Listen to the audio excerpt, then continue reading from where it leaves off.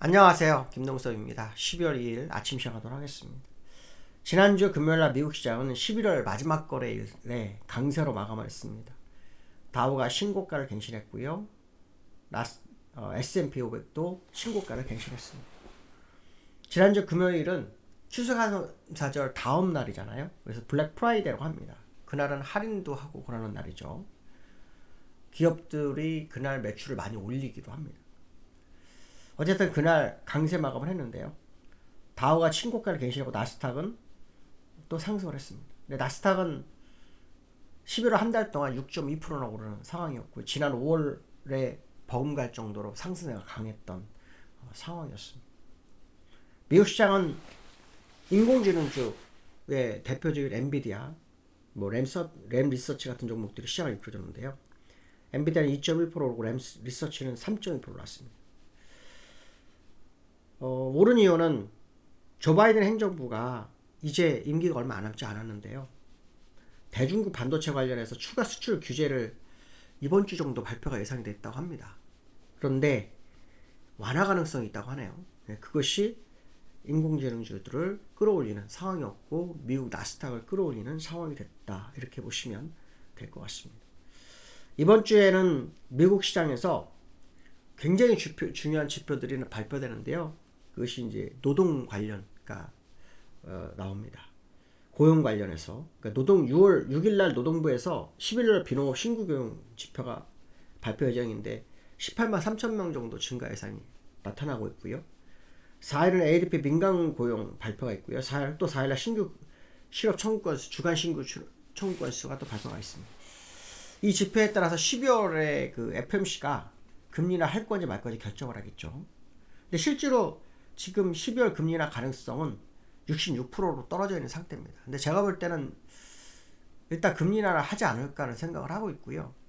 물론 제롬 파월이 트럼프에 반하는 정책을 핀다면 금리 인하 안 할 수도 있습니다. 근데 일단 바이든 대통령까지는 금리 인하를 할 확률이 높다고 봅니다. 그래서 12월에 금리 인하를 하고 트럼프가 대통령이 되는 그 순간부터는 금리 인하를 자제하지 않을까라는 해석을 좀 해보고 있다. 이렇게 보시면 될 것 같습니다. 나스닥과 다우 차트를 좀 보시면요. 다우는 장중 고점으로는 완전히 신고가였고요. 종가상으로도 신고가였습니다. 종가상으로도 44,910. 이게 제가 지금 월봉선에 뚫렸어요. 이렇게 되면 이제 4만이 아니라 5만대, 한 5만 1,000까지는 갑니다. 이제 그 사이 우리나라가 얼만큼 가느냐의 싸움이 될 거다. 이렇게 보시면 좋겠고요. 엔비디아 차트를 좀 보시면 엔비디아가 이제 쌍봉에서 좀 무너진 듯한 느낌이었는데 다시 또 올라오죠. 그렇죠? 다시 또 올라옵니다. 여기서는 무너지기가 쉽지 않습니다. 이렇게 무너지는 경우가 좀 만만치 않죠. 이거는 이제 이렇게 무너지는 경우는 악재가 터져서 무너지는 경우고 여기서 살아나면 이제 아주 세게 가는 그런 상황이 되죠. 근데 악재가 현재 엔비디아는 없잖아요. 있다면은 뭐 지난번에 그 실적 발표하면서 깜짝 실적을 발표했는데 컨센서스 발표가 시장 예상치보다 낮았다. 뭐 이런 게 있었죠. 근데 사실은 시장 컨센서스가 이 하단이 있고 상단이 있어요. 근데 중단을 넘어가서 상단 근처인데 상단이 너무 높았어요. 410억 불 정도 상단이 제시했죠. 근데 얘들이 제대로 한 건 376억 불인가 됐죠. 기본 평균 레버리지보다는 높았는데 또 기대치를 높이는 곳보다는 낮은 그 상황이 이제 한번 내렸지만 그래도 블랙이라든가 그쵸? 호퍼 뭐 이런 블랙 칩, AI 칩들이 이제 뭐 가격도 원체 비싸고 또 수요는 많은데 공급은 적은 상황이고 이런 상황이라고 합니다. 그렇기 때문에 그 컨센서스가 틀릴 수도 있거든요. 그러니까 누가 제시했던 그 상단선을 돌파할 수도 있다. 이게 제 생각이라 뭐 아직 엔비디아 끝났다 이렇게 보기는 좀 어렵습니다. 항상 선두주자는 몇 년 해먹습니다. 네. 그리고 또 싸움을 하는 거거든요. 우리나라 삼성전자가 디램으로 수십 년간 1위를 차지했잖아요. 네. 그런 것과 마찬가지죠. 얘들도 이거 쉽게 무너지지 않습니다. 물론 반 엔비디아로 해서 많은 기업들이 엔비디아를 대적해갖고 AI를 만들고 있잖아요. AMD 같은 데서 만들고 애플도 만들고 다 만들고 있어요. 이제 그게 이제 경쟁이 치열해지면 이제 시간이 좀 짧아지겠죠. 그렇죠? 근데 그 짧아지더라도 1년은 아니라는 거죠. 적어도 한 2년 정도는 2, 3년은 잡아야 되기 때문에 아직까지 엔비디아가 꺾일 상황은 아닐 거다라는 해석을 해볼 수 있겠죠. 그 다음에 이제 원달러가 여기하고 본장하고 약간 다른 흐름이 좀 있는 것 같더라고요. 본장에서는 지난주 금요일날 1394원에 끝났고요. 여기서는 1300 얼마 그죠? 1394 비슷하게 얼추 비슷하게 끝났네요. 약간 흔들리는 게 있었거든요. 근데 저는 이제 이 환율이 많이 갈 거지만 이게 트럼프 이후일 거라고 보고 있고요. 일봉상으로는 이제 좀 떨어질 거라고 봅니다. 떨어지면 여기에 맞춰서 국내 시장도 좀 움직일 거라 생각하기 때문에 환율의 흐름을 꼭 자세히 봤으면 좋겠습니다. 환율 물론 지난주 금요일 날 환율이 뭐 저점에서 1391원까지 갔다가 올라오면서 올라왔지만 주가도 폭락했거든요. 그렇죠? 물론 올라왔기 때문에 하락했다 그랬지만 사실 요 고점대로 떨어졌잖아요. 그러니까 이게 좀 안 맞는 상황은 맞습니다. 안 맞는 상황은 맞지만 트럼프 관세 문제가 생기면 진짜 시장에 큰 영향이 있을 거다라는 해석을 좀 해볼 수 있지 않을까 이런 해석을 해야 될 것 같고, 두 번째로는 그 금투세, 제가 그 얘기를 했을 거예요. 금투세가 폐지가 된 게 아니다. 야당에서 얘기를 해서 폐지라고 뉴스에 나지, 폐지는 실제로 안 됐고 그 국회에 상정돼서 이게 국회를 통과해야 된다 그 얘기를 했었잖아요.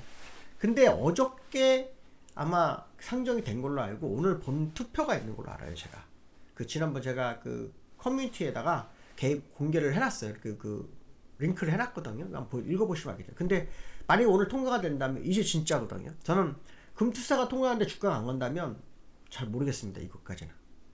왜냐하면 금투세는 제가 왜 이걸 중요하게 여기냐면 우리나라 시장은 아시겠지만 세력장이에요. 세력장. 돈 많은 장이에요. 돈 많은 사람의 장입니다. 또 아시면 주식 해보시면 알겠지만 희한하게 내가 사면 빠지고 그쵸? 세력이 사면 올라가는 그런 느낌도 많이 받을 거예요. 그래서 내가 사면 주식이 왜 빠지지 해가지고 많지 않습니까? 뭐 우리나라는 막 한번 날아간 종목 엄청 날아가고 막 이러잖아요. 이게 세력들에 의해 힘이거든요. 근데 그들이 이제 세금을 안 낼 수 있다? 생각해보시죠. 이거는 어마어마한 겁니다. 이거 어마어마한 겁니다. 이거는. 그러면 실제로 우리나라 돈 좀 있다가 외국으로 나간 사람들 들어올 수 있습니다. 그러니까 환율도 떨어질 확률이 높습니다. 환율도 많이 떨어지고 주가도 오를 확률이 있습니다. 그래서 저는 만약 이게 통과가 되는 주가 못 간다 그러면 진짜 고민을 해야 됩니다. 근데 만약 이게 통과했다 그러면 이게 랠리의 시발점이 될 수 있습니다. 저는 이게 출발점이라고 보고 있다고 계속 말씀드렸을 거예요. 오늘 금투세 국회 통과 기대감 일단 오늘부터 가겠죠. 근데 그건 통과 안 시킬 수가 없을 거예요. 안 통과되면은 그 표가 많이 떨어지죠. 표가 많이 떨어집니다. 금투세 안 하면.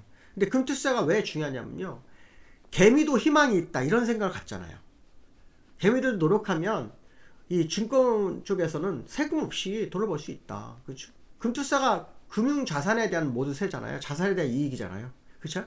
네, 자산의 이익이기 때문에 상당한 의미가 있다는 겁니다. 이게 통과가 되는지가 관전 포인트가 될 거다. 그래서 오늘 그걸 좀 확인하셔야 될 것 같고요. 코스피가 거래량이 엄청 많이 줄었다고 합니다. 코스피. 예, 지금 얼마나 줄었냐면 18조에서 그 16조까지 떨어지는 상황이 발생했다거든요. 거래 대금 좀 볼게요.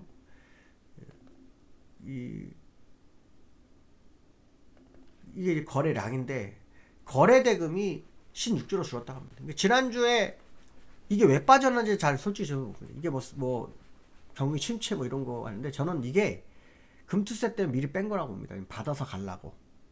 그렇게 보고 있습니다. 지난주 수급을 좀 보면 외국인 기관이 팔아다가 기관은 마지막에 샀어요.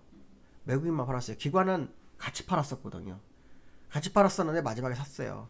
그러니까 기관은 지금 이게 그 연기금이 들어오고 있습니다. 연기금들이 들어오고 있기 때문에 이게 지금 시장에 상당히 의미를 부여하고 있다. 연기금들이 시장 진입을 시작하는데 연말까지 들어갈 수 있는 돈이 17조 정도 된다고 합니다. 근데 그게 연말 내내 들어온다는 보장은 못합니다만 살 수 있는 그 물량 내고죠. 그렇죠? 그 금액이 있다고 합니다. 근데 금투세 통과된다 그러면 이제 시장 조성자 중에 하나가 연기금이 될 거다. 그리고 돈 많은 자들이 이제 시장 진입을 할 거다. 그래서 저는 해외에 나간 돈 중에 1360조 정도가 해외에 나갔답니다. 이 투자금으로. 많은 돈이 못 들어오더라도 100조만 돌아와도 시장은 강세가 될 거다. 이게 제 생각입니다. 그게 점점 가시화 될 거다. 그게 이제 오늘 금투세 통과 오늘 이유가 되지 않겠냐는 생각을 굉장히 많이 했거든요. 그래서 항상 그 얘기를 했어요. 왜냐하면 우리나라는 뭔가 트리거가 없었다는 거죠. 상속세 문제도 조금 완화가 되잖아요. 오늘 그 올라가는 것 중에 뭐 부부한테 양도 자산액이 10억까지 늘리는 걸로 나오는데 어쨌든 그런 부분들도 좀 있는 상황입니다. 그래서 어쨌든 이 부분을 한번 오늘 주의 있게 좀 봐셔서 보셔야 될 것 같아요. 윗길 만기입니다. 오늘 만기 변동성도 한번 지켜봐야 될 것 같습니다. 오늘 여기까지 하겠습니다. 감사합니다.